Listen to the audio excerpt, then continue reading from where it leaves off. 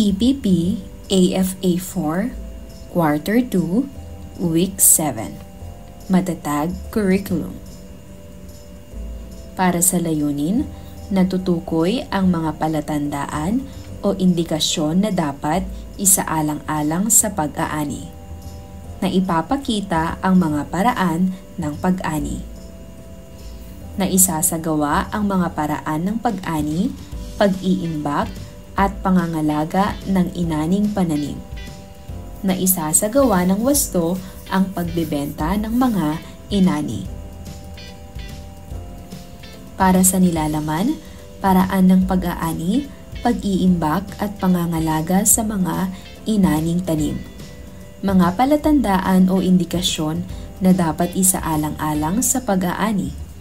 Mga paraan ng pag-aani, iba't ibang paraan ng pag-iimbak at pangangalaga sa mga inaning tanim. Para sa unang araw, pagsunod-sunurin ang mga hakbang sa paggawa ng organikong pataba. Maglagay ng numero 1 to 7 sa blanko. Sabugan ito ng abo at patungan ng lupa. Humanap ng medyo mataas na lupa. Ulitin ang ganitong pagkakasunod-sunod ng damo, nabubulok, nabasura, dumi ng hayop, abo at lupa hanggang mapuno ang hukay. Hukayin ito ng 2 metro ang haba, luwang at lalim. Ilagay sa loob ng hukay ang mga pinutol na damo, basurang nabubulok, at mga pinagbalatan ng prutas at gulay. Patagalin ng 3 buwan o higit pa upang mabulok. Kunin ang mga compost sa pamamagitan ng pagsasalandra gamit ang metal screen na maliliit ang butas. Patungan ito ng dumi ng hayop tulad ng baboy, manok, at baka. Narito ang mga tamang sagot. Sa unang pangungusap, ito ay ika-6. Sumunod ay 1, pang-5, pangalawa, pangatlo, pang-7, pang-4. Ano ang ginagawa ng mga magsasaka sa larawan? Magaling ang mga magsasaka ay kasalukuyang nag-aani ng pananim na palay. Narito ang mga salitang angkop sa susunod na talakayin. Para sa unang salita, tradisyonal. Ang kahulugan nito, ito ay ang kaugalian at tradisyon na pinaniniwalaan at sinusunod at ipinapasalin-salin mula sa iba't ibang henerasyon. Pangalawa ay ang pakyawan. Ito ay paraan ng pagbili ng maramihan. Pangatlo, makina. Ito ay mekanikal o de-kuryenteng kagamitan. Ang sumunod ay wicker basket. Isang uri ng bayong na hinabi mula sa ratan katulad na materyales. Online, nakakonekta sa internet. Ang kaugnay na paksa bilang isa, paraan ng pag-aani, pag-iimbak at pangangalaga sa mga inaning tanim. Palatandaan o indikasyon na dapat isaalang-alang sa pag-aani. Bumuo ng pangkat at pag-usapan at sagutan ang mga sumusunod na katanungan at iulat sa klase. Ipaliwanag ang wastong paraan ng pag-aani. Ano-ano ang mga indikasyon na dapat isaalang-alang sa pag-aani. Ipaliwanag ang paraan ng pag-iimbak sa inaning tanim.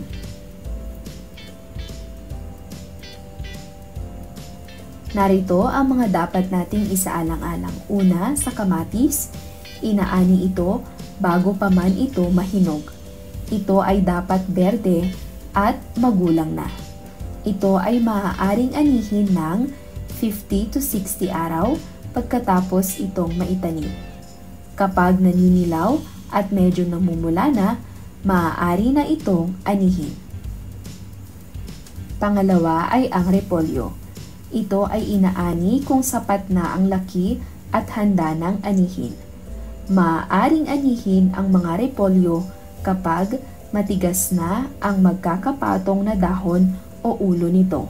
Madalas, inaabot ito ng 80 to 95 na araw pagkalipat tanim. Ito ay kulay berde.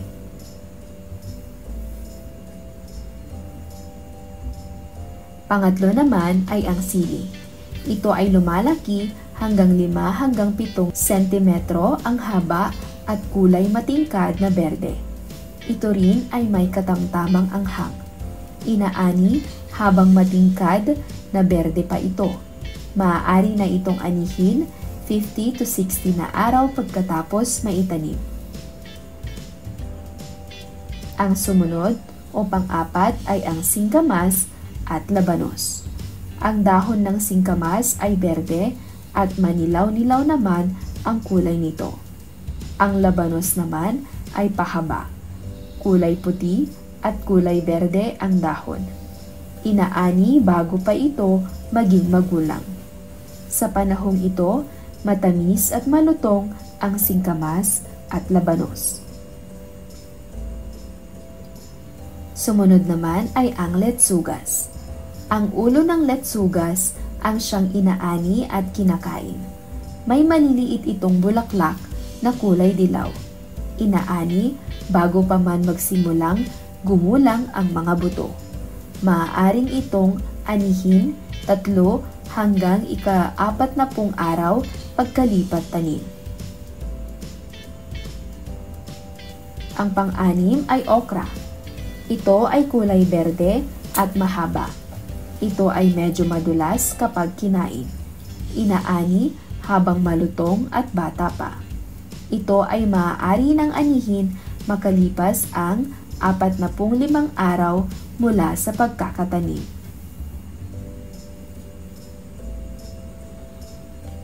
Sumunod naman ay ang palay. Maliliit lamang ang butil nito, parihaba at kulay berde kapag bata pa. Nagbabago ang kulay ng butil kapag ito ay magulang na. Ang tamang panahon ay kapag nasa 85 to 90% ng butil ay golden yellow na at kung nasa 10 to 15% na lang ng mga butil ay berde na. Ito ay maaaring anihin pagkatapos ng 3 buwan pagkalipat tanim. Sumunod ay ang kalamansi. Ito ay bilog, maliliit ang bunga at maasim. Ang puno nito ay hindi masyadong tumataas. Ito ay nagsisimulang mamunga pagkatapos ng 2 hanggang 3 taon.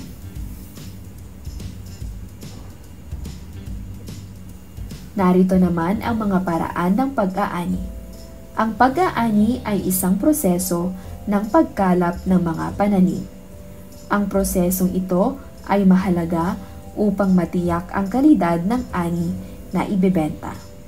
Kinakailangan ang ibayong pag-iingat upang ito ay manatiling sariwa. Unang paraan ay ang mano-manong pag-aani. Isa itong teknik na mano-manong pag-aani gamit ang kamay sa pagpitas ng prutas, dahon, gulay. Pangalawa naman ay ang pag-aani gamit ang kagamitang pangkamay. Ang paraang ito ay inaani ang pananim ng mga magsasaka gamit ang ilang kagamitang pangkamay. Halimbawa nito ay ang tanim na repolyo. Pangatlo, pag-aani ng makina. Ang paraang ito ay isang pagsasanay na nagtitipon ng malaking dami ng mga butil sa tulong ng mga makabagong tag-ani. Halimbawa nito ay ang palay na inaani gamit ang makina upang mapadali ang pag-ani nito. Pag-usapan naman natin ang pag-iimbak at pangangalaga sa inaning tanim. Narito ang mga hakbang. Una, gumamit ng wicker basket sa pagtatago ng gulay. Maiiwasan ang mabilisang pagkahinog o pagkalata ng ani dahil ang wicker basket ay gawa sa mga kahoy o kawayan at ang disenyo nito ay akma lamang upang maiwasang mahalumigmigan ang ani na sanhi ng pagkasira agad nito. Pangalawa, malinis at matibay dapat ang gagamiting wicker basket. Uriin muna ang laki, edad at hugis ng gulay bago ito ilagay sa basket. Ihiwalay ang hinog sa mga hilaw pang produkto. Sa pag-aani ng prutas o bungang halaman tulad ng papaya, mangga at pinya, unang ilagay sa ilalim ang mabibigat at hilaw pang bunga at sa ibabaw ang magagaan at manibalang na bunga. Itago sa malamig na tuyong lugar ang produkto. Ilagay ang produkto sa isang malinis na lugar na walang langgam, ipis, at iba pang nakakapinsalang insekto. Ingatang mabuti ang paglalagay ng prutas sa mga kahon o basket upang hindi ito magalusan. Alalahanin lagi na bibili sa mataas na halaga ang mga produktong may magaganda at maayos na forma at hugis. Para sa pinatnubayang pagsasanay, basahin at unawain ang bawat pangungusap at sagutan ng tama ang pangungusap kung ito ay wasto at mali kung hindi wasto. Unang bilang, ang mano-manong pag-aani ay isang paraan ng pagtitipon-tipon ng malaking dami ng butil sa tulong ng makabagong pag-aani.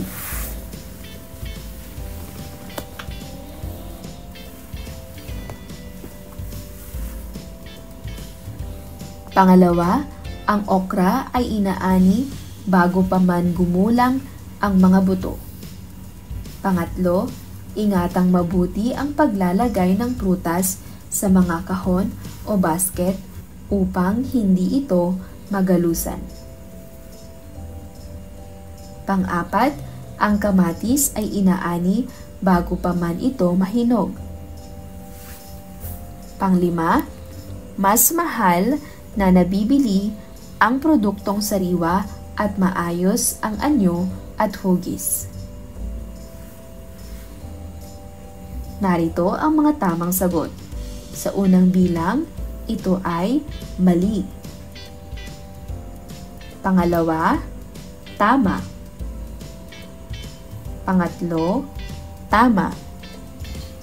Pang-apat, ito ay tama. Pang-lima, tama.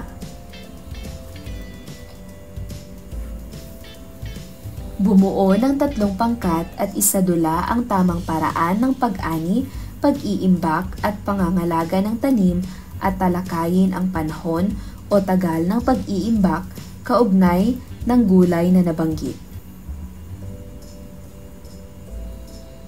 Ang aktibidad ay bibigyan ng puntos gamit ang rubrics. Sa unang pangkat, palay. Pangalawang pangkat, repolyo. Pangalawang pangkat ay kalamansi.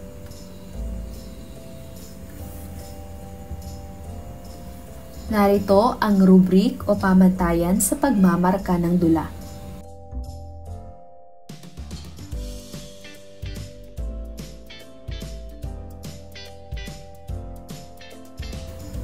Para sa ikalawang araw. Kaugnay na paksa, pagbebenta ng mga inaning tanim. Ano sa palagay mo ang epektibong paraan upang maibenta ang mga ani? Ito ba ay online na pagbebenta o tradisyonal na pagbebenta? Atin itong alamin. Narito ang mga paraang maaari gamitin sa pagbebenta. Tingnan ang larawan. Ang pagbebenta ay may dalawang uri, ang online at ang tradisyonal. Ang online, ito ay ang pagbebenta ng mga produkto gamit ang electronics at internet. Ang tradisyonal naman, ito ay ang pagbebenta na isinasagawa sa pamilihan kung saan nagkikita ang bumibili at nagbebenta. Ang bawat paraan ng pagbebenta ay may kalamangan at kahinaan. Para sa online, ang kalamangan nito malawak na sakop at madaling pag-access. Ang kahinaan naman nito, maaaring peke o mahina ang kalidad ng produkto. Sa tradisyonal naman, ang kalamangan nito, limitadong oras at lokasyon. At ang kahinaan, mahirap ma-monitor ang gastos. Lagyan ng check ang pakyawan, tingian, por kilo, tali o nakapaso ang pagbenta ng tanim na nakasaad. Una, pakwan, sitaw, saging, okra, at ampalaya. Alamin kung ito ay pakyawan, tingian, por kilo, tali o nakapaso. Narito ang mga maaaring maging kasagutan. Sa pakwan, maaari itong pakyawan o por kilo. Sa sitaw, tingian o tali. Saging, pakyawan, tingian at pwede rin por kilo. Para sa okra, tingian o por kilo. At sa ampalaya, pwedeng pakyawan, tingian at por kilo.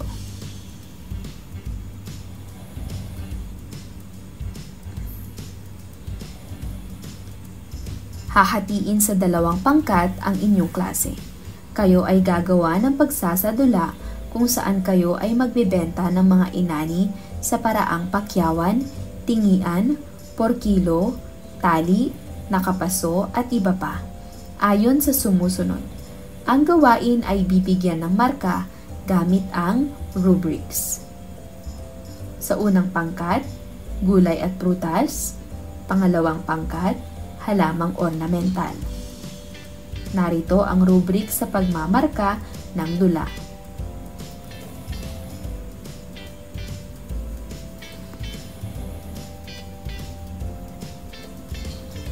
Para sa ikatlong araw, pumili ng isang tanim at ipaliwanag ang proseso ng pag-ani at ibahagi ang paraan ng tamang pag-iimbak nito.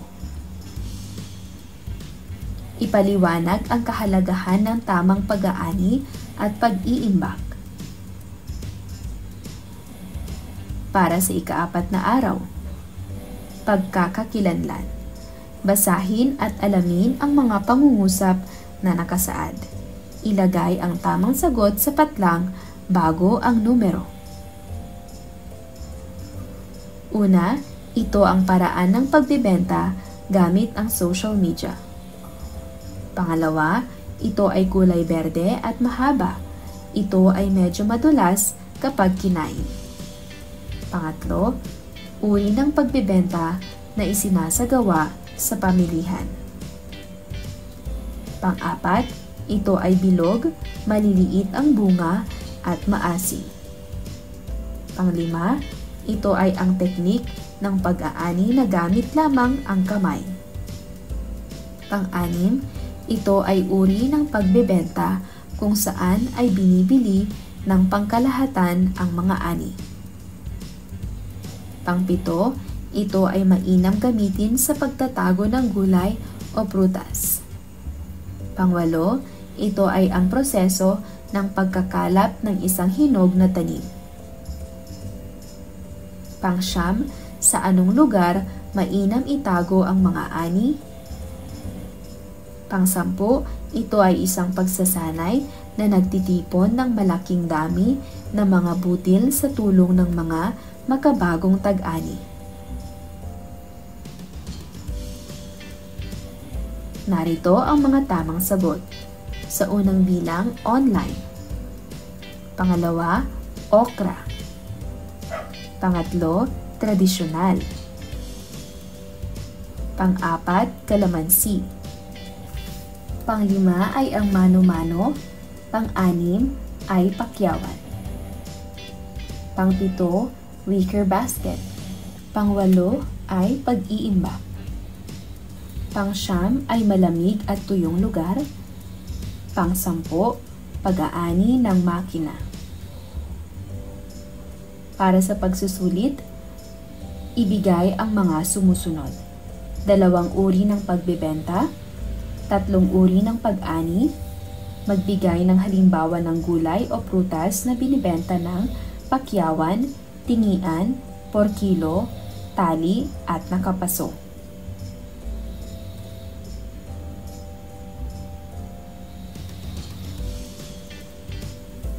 Sanaysay, ipaliwanag ang mga sumusunod. Talakayin ang 2 uri ng pagbebenta ng tanim. 10 puntos. Bakit kailangang malaman ang wastong pag-ani ng tanim? 10 puntos.